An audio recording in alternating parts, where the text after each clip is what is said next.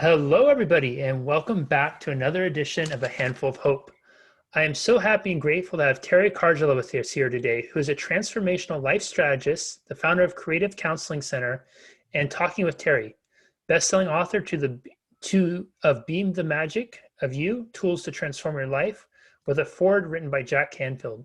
She's a premier success coach with eWomen Network and a coach with Forbes.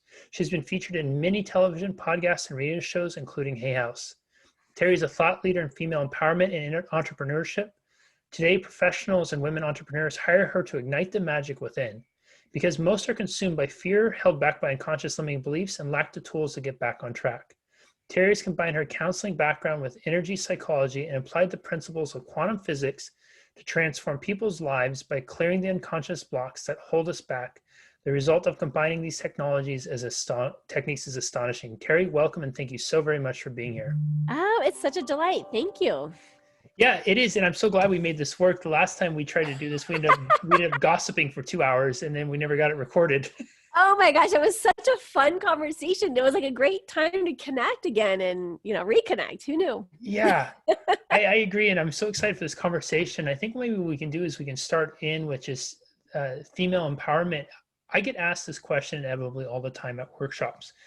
What is the one thing I think that needs to happen to really elevate consciousness and help that would make a rapid just impact in the world? And I always respond, I say, seeing more women in leadership roles. And the reason I always respond that is because I think women as a species are far more emotionally sophisticated than their male counterparts are traditionally. Well, I thank you. Yes, this is true. I think if we're going to stand, and I think that we're starting off on the right foot today. Yeah. We're getting, this is called building rapport right here. And, and I think what that does is when you have women in leadership roles, at least from my perspective, you bring all these incredible attributes that we'd equate in leadership, whether it's male or female. But what women bring that men often lack is that emotional edge. It's empathy, it's compassion, it's being open to just having emotion discussed in culture and having it be something than what we might traditionally stereotype leadership as. So maybe we can just launch into there about where do you see female empowerment moving in? I think it's really important to kind of first classify what is female empowerment, because I think sometimes people get confused and they think this is another one of those like rah type things or something like that. And so maybe first we could define what that is and how do you see women's roles evolving in the world as we move forward, especially now that we're moving into this still COVID, but post-COVID, where the world is changing more rapid than probably any other time in our lifetime right now. Where do you see the role of women play in that? Yeah, I agree with you. I mean, I think you're absolutely right. And I think that women, that the edge that we have is that emotional component to it.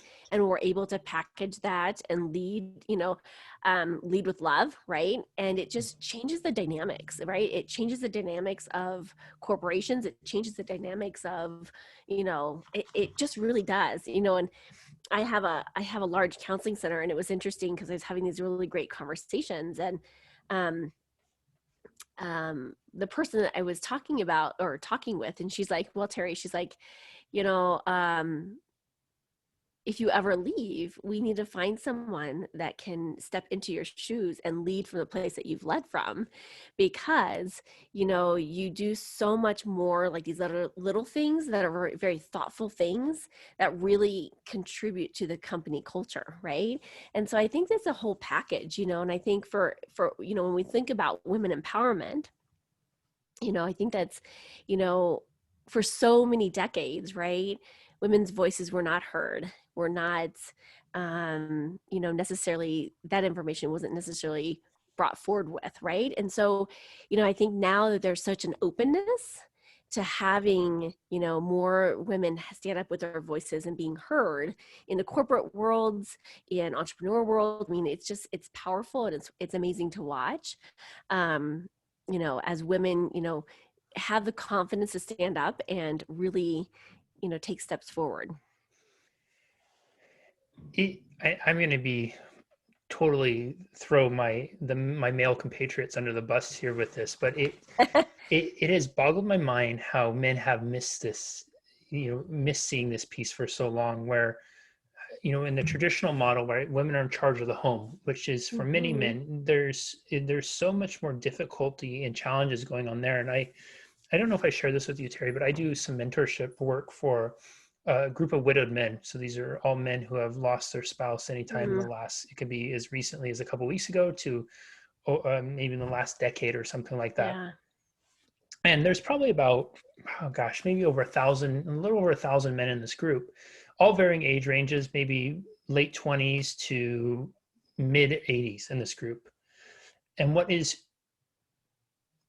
remarkable in that is most of these men, one of the biggest challenges they have after losing their partner, specifically their wife, is they find themselves in this seemingly helpless dynamic of Mm. not knowing how to take care of themselves. If they have children, not knowing what to do with the kids, not knowing how to go out and engage in social interactions or even reach out and meet new friends, because what they found is their wife would often spearhead these things. And Right.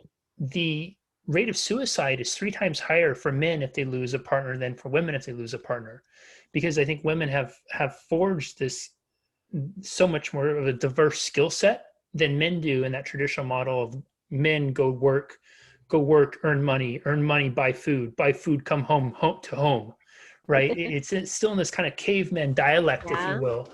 Yeah. And I just, it boggles my mind how men have failed to recognize how impactful women's roles are in leadership levels in the day-to-day life and function of their Yeah. home units in their own Mhm. lives, and how they would want to stifle that progress into going into leadership roles. Yeah. Well, I hadn't even thought about that, as far as, the, we know that suicide rates are really high, but I didn't realize that other dynamic, which Yeah, is it's really three kind of times. interesting, and I hear that, I get that. And I think about my own relationship with my husband and like our roles, right? And I can definitely see the social aspect falls on me. The planning aspect falls on me, right? And we have kind of this, you know, interesting dynamic where I'm like, okay, I've always believed that, when it comes to childcare, like we both made this choice that we're both going to he's going to be there with me with the visits. He's going to be there with me, during the pregnancy. He's going to be there with me during, the baby feeding, the bottles, the diapers, all of that stuff, right? And so, in some ways he's 100%, right there with me in that partnership. But there's a lot of things that I'm seeing, like, oh yes, that makes a lot of sense. But that's that leadership that we're talking about, that female empowerment, on the home level, right? So I want to speak maybe to, I think one of the beautiful gifts that came out of 2020 is that it really brought to bear what often seems so cliche, that nothing is promised, that tomorrow is not guaranteed, that the Mm, things that we've taken for granted can be taken in a moment. And I yeah. think so many of us will often justify not pursuing our dreams, following that heart desire, because we'll say we're going to wait for the perfect time. Oh And I yeah. think men and women both do this, but I think women probably maybe even more so might do it because they're going through, they might be wrestling with that, what does it mean to be a woman, and you're supposed to do these things and have the family and all those kinds of things too. And I'm wondering if we might want to speak, if you could speak maybe for a moment or two directly to women right now who are at that space where they're like, you know what, I really am present to the fact that nothing is promised. That maybe that perfect plan I had of waiting until this time to do this and to start my career, launch my entrepreneurial endeavor, it may not be a better time than right now. And 2021 is going to be my year where I really go all in on myself and believe in myself. If you could speak directly to those women, what are some guidances or tips that you could give them for them really just beginning, and then not only just beginning the journey, but most importantly, staying committed to the journey when they run into those inevitable roadblocks and walls that we all do? Yeah. When I go back to, and this is true for women and men, and I think 2020, as you have said, is it showed us, it brought up a lot of stuff for a lot of people in a lot of different ways. And, but I think that this is hopefully in a lot of ways turned on, or, allowed people to tap into that inner knowing that they have. And I love watching that come alive in a lot of people, because when we, the stuff that we've been dealt with in the last year, even the last, 2 years, I mean, 19 was not easy for a lot of folks either in different aspects, but these last couple years, I mean, it's been really, we've been shown what we've needed to be shown in order to, tap into that inner calling or that inner knowing, right? So if there are people out there that are starting to, get the whispers, right, and get the I think it's staying, finding that true purpose. Like, what am I being called to do? What am I feeling inspired to do? Like, what is starting to, take shape, and those ideas that are coming forth, right? Start jotting those down. Just start jotting them down, and then, honestly, it's really just trusting and believing, and it's really tapping into that deeper knowing, like I was talking about earlier. It's just like, okay, this is happening for me, not to me, and what am I ready to do? And then it just starts by taking one step, right? Like, let's not overthink this, because I think that's what happens for a lot of people. It's like we start to overthink this, and then we think that we have to have it all. We have to know, what the next steps are. And I don't know if you and I were talking about this the other day, but it's like, I almost see like this, like these stepping stones that appear out of nowhere. And, you take the first step, and you just have to know and trust and believe that the next step is going to come. And I think it's just taking one step at a time without having necessarily all the answers, figured out. I love having people, do like a mind mapping exercise where they can kind of conjure up some of that clarity, because I think we trap ourselves, when we don't have that clarity. So the more that we can get clear about the next best step is awesome. And what I tell people to do is, do a mind map, on all areas of your life. Like usually do 6 or 7 spokes, and then, spend 10 minutes just brain dumping on all those areas. Leave it for 2 or 3 days, because the brain is going to be like, oh, thank goodness, Jesse, you did not forget this. And it's actually going to create and generate more ideas, more possibilities. Come back to it 10 more minutes, jot that information down, and then go back with a highlighter to say, okay, this makes sense for me. This feels good. This feels, this brings joy to me. And then I always tell people that our emotional indicator is kind of our internal guidance, if you will. And so let's do more things that bring joy to us, right? And if it starts to shift or change over the years, that will happen.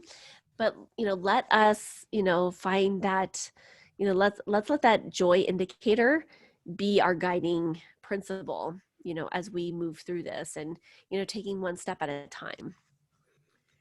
Do you find, I think that at the time of this recording, this is early January, and so this is a time of year where many people are thinking about New Year's resolutions and setting goals for the year. And I'm curious, after hearing what you just said, when you talk with your clients about goals, do you advocate they set a lot of goals, or do you advocate they set key goals? Because, and I'm asking this because I remember when I was first starting to dive into goal setting, and how I was taught was you want to put all your goals down.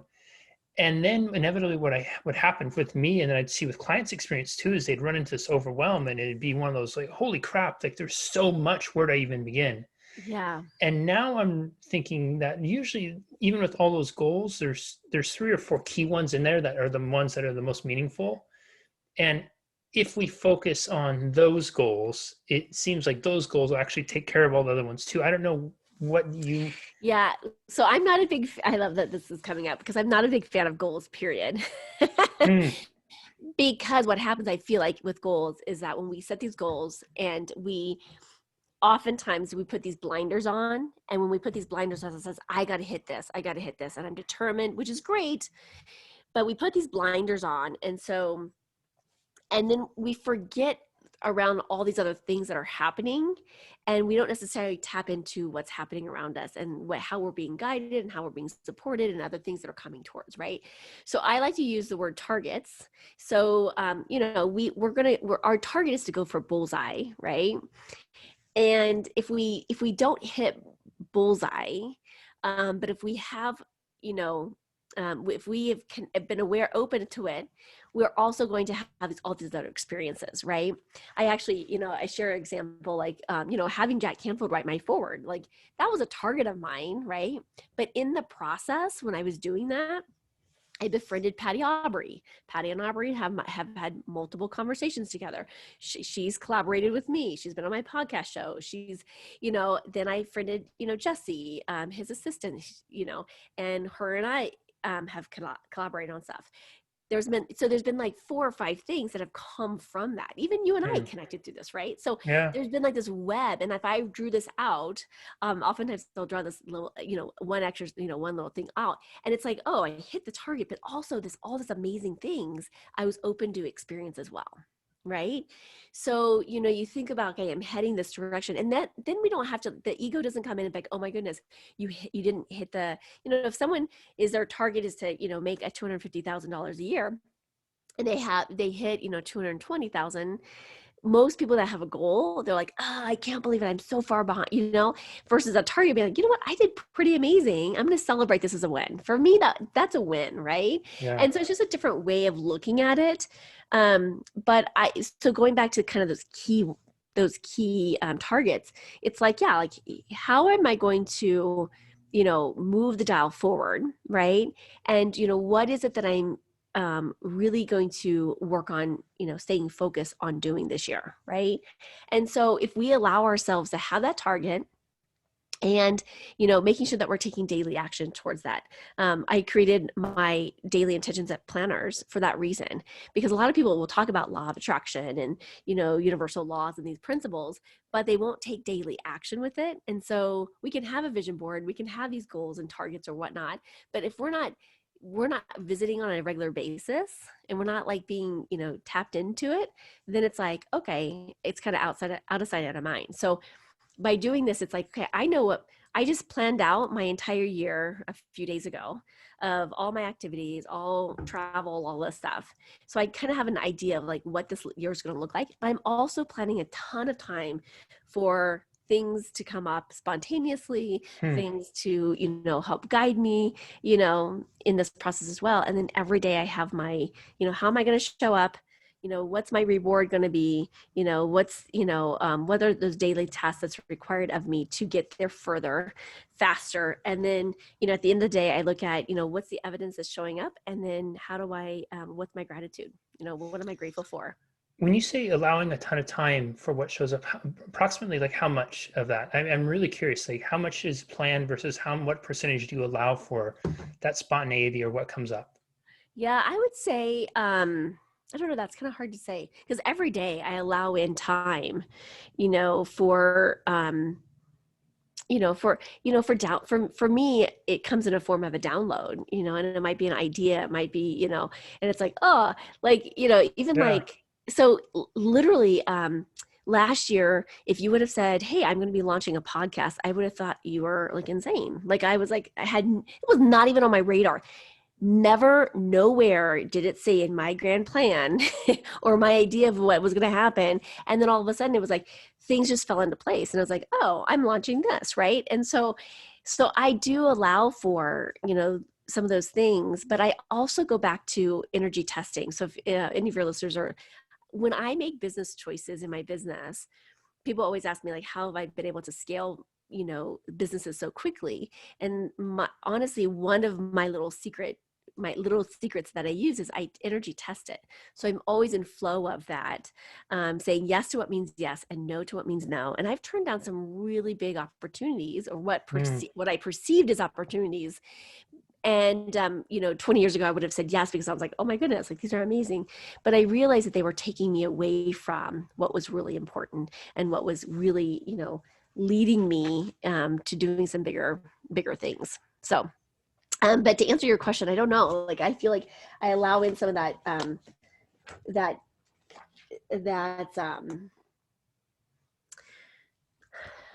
don't know, on a regular basis, I'm honestly like bringing in and allowing in for that spontaneity. I love that though, because I love the notion of targets versus goals. Because when I think of a bullseye, I think of a dartboard. And I'm not a expert dart player by any means, nor do I want to pretend I can know the rules, but I do know that in darts, there's different games where part of the object of darts to win the game is Mm-hmm. not just to hit a bullseye, but it's to hit all the adjoining Yeah.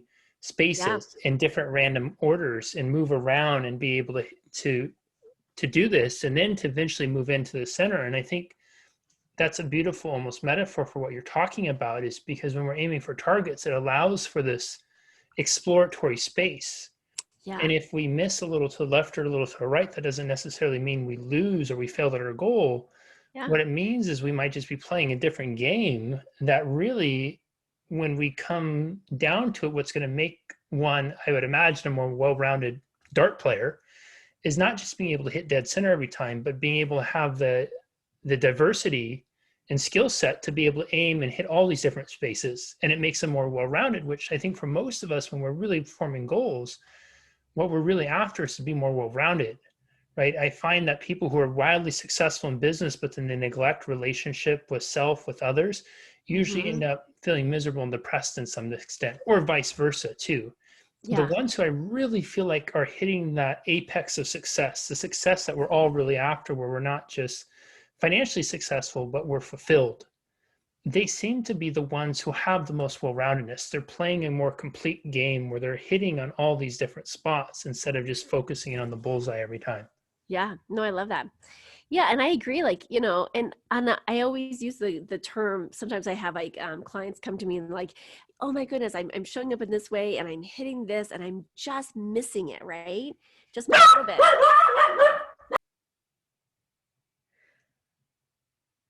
I love the third party contribution. I was trying to like X him out.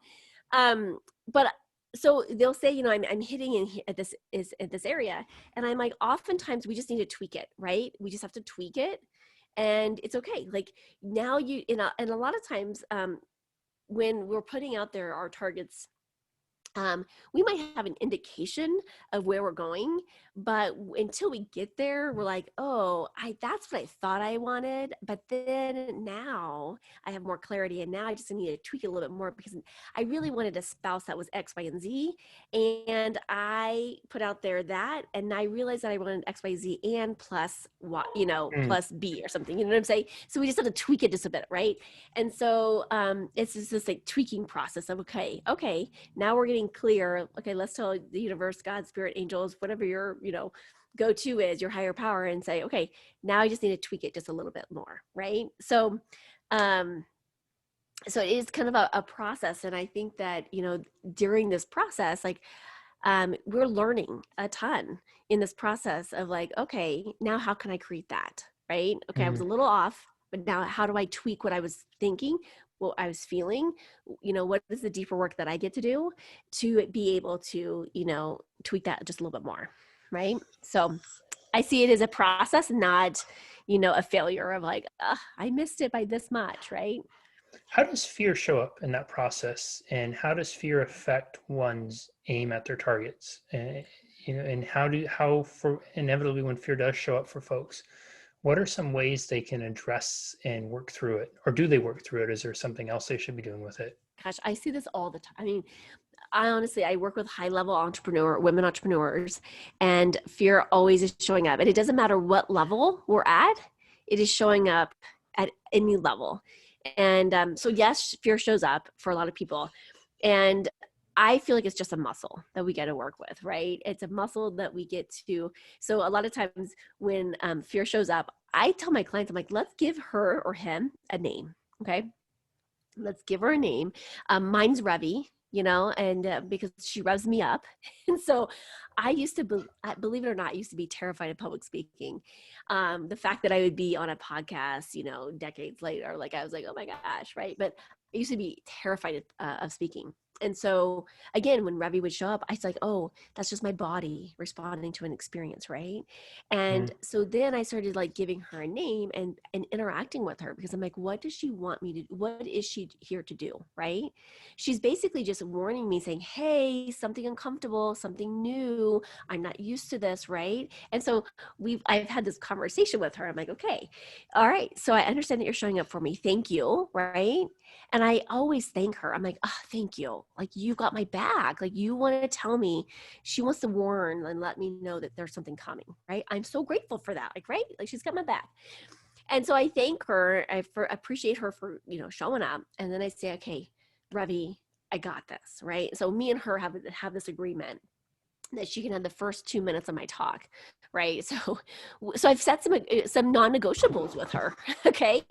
And one time it was funny because I was doing this really keynote event, and it was 4 minutes long. And I told her, I was like, sorry, Ravi, like, I understand that we have to renegotiate our terms here, because like, you can't have 50% of the talk. Like, I'm speaking for 4 minutes. So I told her, I said, you either show up at 5:30 before my talk, which was at 7:30, or you show up at 8:30, one of the others, And so it was really funny. I was eating dinner, at 5:30, and she shows up, and I'm like so nervous. I'm like eating dinner. I'm like, thank you, Ravi, for showing up now. So you can't show up later, But so first you acknowledge it, right? Acknowledge that it's showing up. It's here for us. It's just an emotion. Our emotions are our internal guidance system. It is just telling us some information. We don't have to be terrified of it, right? Acknowledge it, say hello, acknowledge it, and then I usually say, I got this, thank you. And I'll go into sometimes I'll go into like a generative question, and a generative question starts to allow yourself to open up to more possibilities.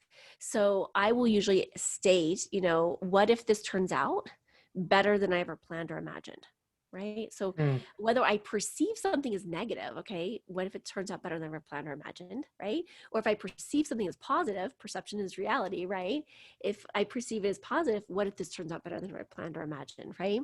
So I will usually, because I think sometimes we get wrapped around, and a lot of people, you're right, like, well, fear will show up, and it will completely take them off their game. And it will completely, a lot of times what I've seen in a lot of folks, and especially high level folks, is just they go into self-sabotage.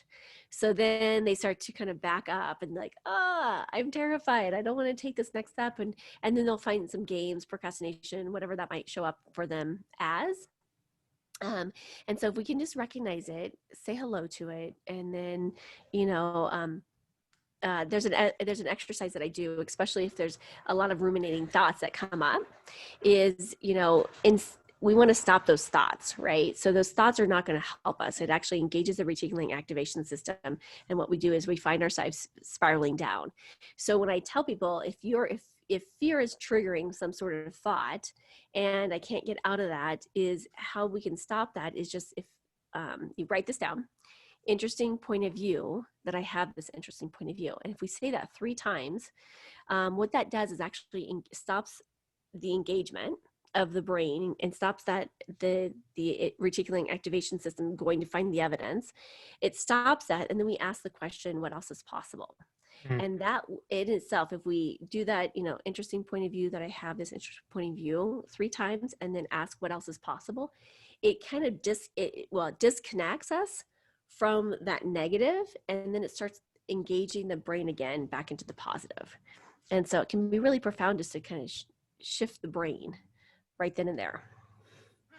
I love that. Teri, before I ask my final question, where can people find and connect with you online? Yeah, so the best way is through my website, Talking with Teri, that's TERI.com. I am also giving away a free book. So if folks go to BeTheMagicOfYou.com, they can get a free copy of my book. And so I'm going to invite them to do that. And then also on all the social media outlets, I'm there. So awesome. Be the magic with you, and we'll make sure everything is in all the notes and all the links and everything. Teri, for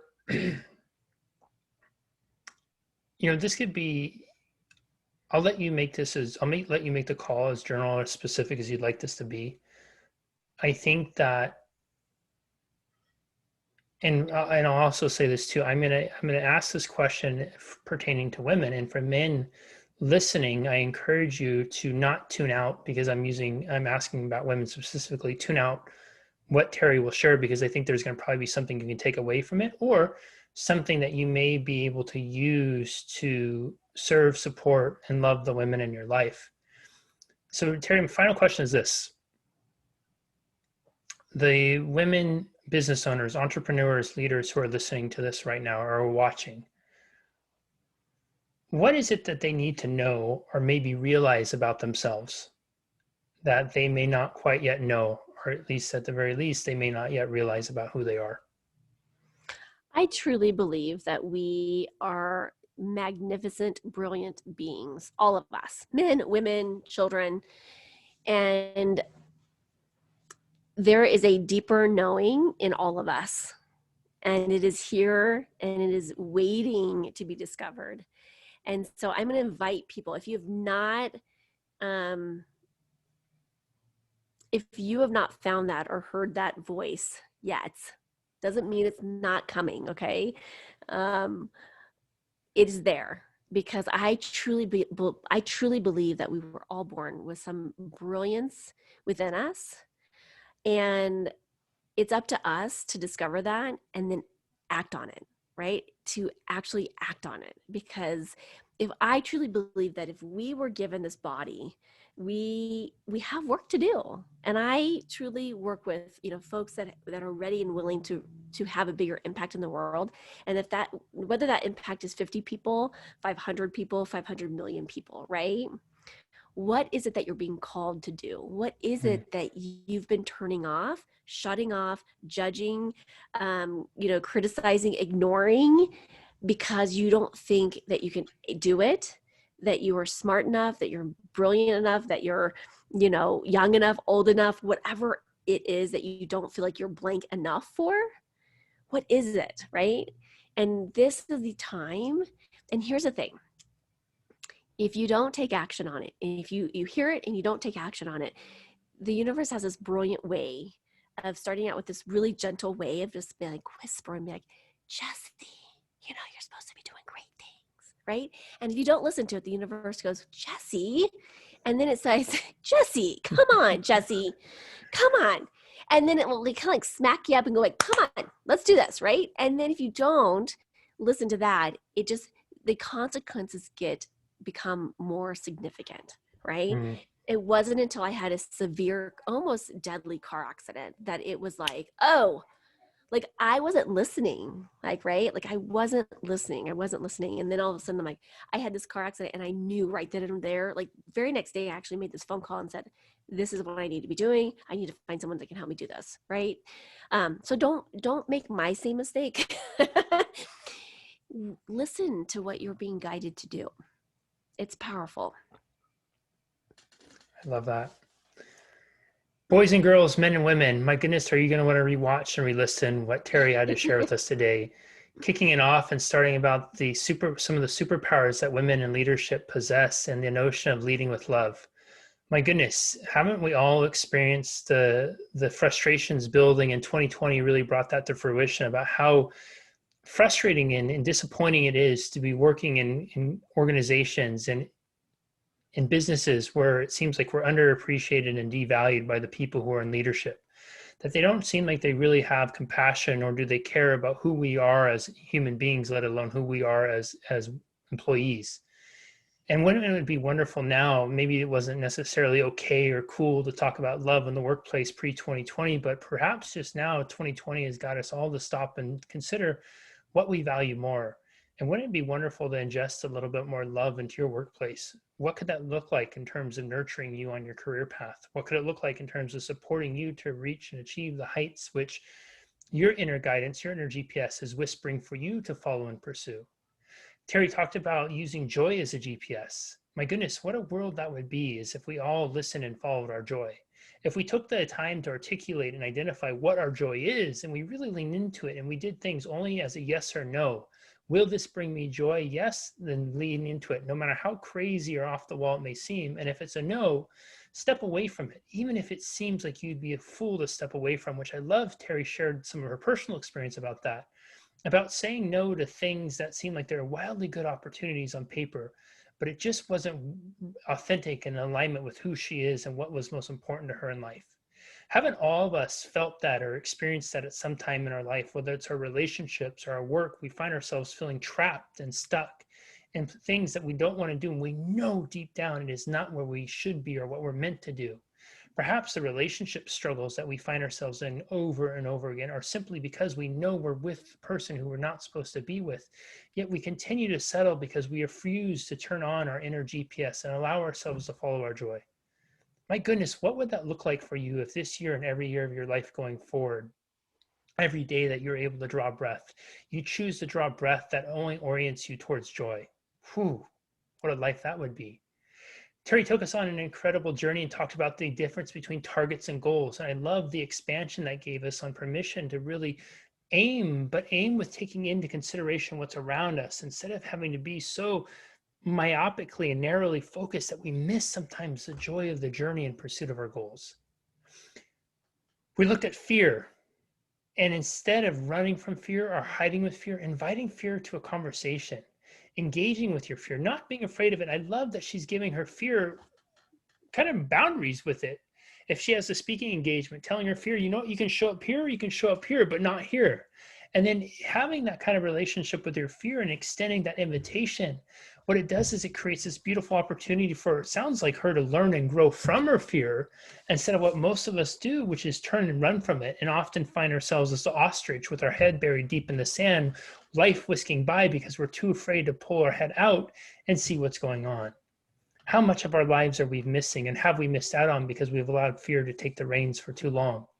And last but not least, whether you are a man, woman, or a child, whatever and whoever you are in this world, in this lifetime right now, you are a magnificent being. And if you would just be willing to lean into that magnificence, as Teri said, and explore what's the magic inside of you, my goodness, how incredible could your life be? How thriving could your business be? How passionate could your relationship be? Teri, this has been such a gift to share this time with you. Thank you so very much. This was everything I hoped for and more. The only thing that was missing is more time. And I am deeply grateful that we get to share this time together. Thank you. Thank you. Absolutely. We will see you next time, everybody, on another edition of A Handful of Hope. Bye-bye.